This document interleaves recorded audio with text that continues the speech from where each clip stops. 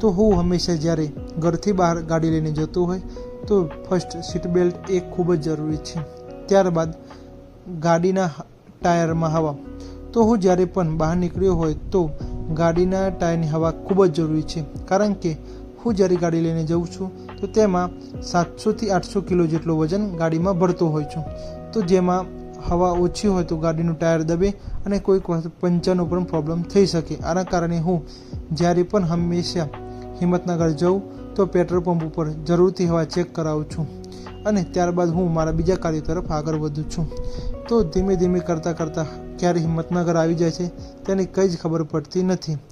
તો ત્યારબાદ હું મારું જે લિસ્ટ હોય છે તે પ્રમાણે દરેક દુકાને જવાનું, ત્યાં જઈને સામાન જોવાનું, કેવી ક્વોલિટી છે, શું ભાવ છે, ભાવતાલ કરીને ત્યારબાદ જે પ્રોપર વન સાઇડ લિસ્ટ હોય કે ભાઈ કરિયાણાનો વેપારી છે તો ત્યાં પ્રોપર કરિયાણાનું, કોઈક ગુટખાનો વેપારી છે તો ત્યાં ખાલી ગુટખાનો જ સામાન નોંધાવવાનો અને તેનું પેમેન્ટ આલવાનું અને પછી એમ કરતાં કરતાં 7થી 8 જગ્યાએ મારે જવાનું હોય છે।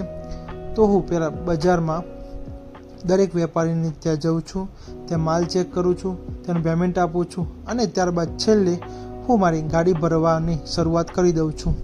તો એમ કરતાં કરતાં 3થી 4 જગ્યાએ માલ ભરી મારી ગાડીમાં સામાન ભરવાની શરૂઆત પણ થઈ જાય છે। તો આપ મિત્રો જોઈ શકો છો કે લોકો કેવી મહેનત કરતા હોય છે, તો હું પણ તેમાંથી જ એક છું। મારે પણ કંઈક નવું કરવું હતું, તેથી મેં મારી ડેલી લાઈફ સાથે આ એક નવી જ શરૂઆત કરી છે। તો આપ મિત્રો પણ મને સપોર્ટ કરજો, લાઈક કરજો અને સબસ્ક્રાઈબ કરજો। ત્યારબાદ હું ગાડીમાં સામાન અંદર વ્યવસ્થિત ગોઠવવાનો પ્રયત્ન કરું છું અને તમે જોઈ શકો છો કે મારી સીટ સિવાય ગાડીના દરેક ખૂણામાં સામાન તમે જોઈ શકો છો। ત્યારબાદ ધીમે ધીમે કરતાં હું હિંમતનગરને વિદાય કરી મારા ગામડે તરફ જવા માટે રવાના થઈ જાઉં છું।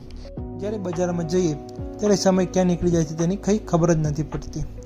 તો આજે એક મોટા સીધાનો ઓર્ડર હતો, તો હું અડધું કામ તો ઘરે પતાવીને જ આવ્યો હતો, પણ જે ખૂટતો સામાન હતો તેને લઈ મારે બજારેથી આવતા 3થી 4 કલાક થઈ જાય છે અને મેં 1 વાગ્યાનો સમય આપેલો હતો।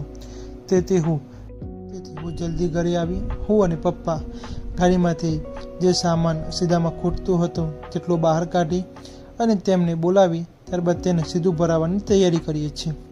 તો તેની ધમાલમાં મારે વિડીયો ઉતારવાનો સમય જ મળતો નથી અને 1:30 વાગી ગયો હતો, જમવાનું પણ બાકી હતું, છતાં પણ મેં તે કામ શાંતિથી પૂર્ણ કર્યું। મારી મમ્મી દ્વારા આજે એક નવી જ રેસીપી ટ્રાય કરી હતી।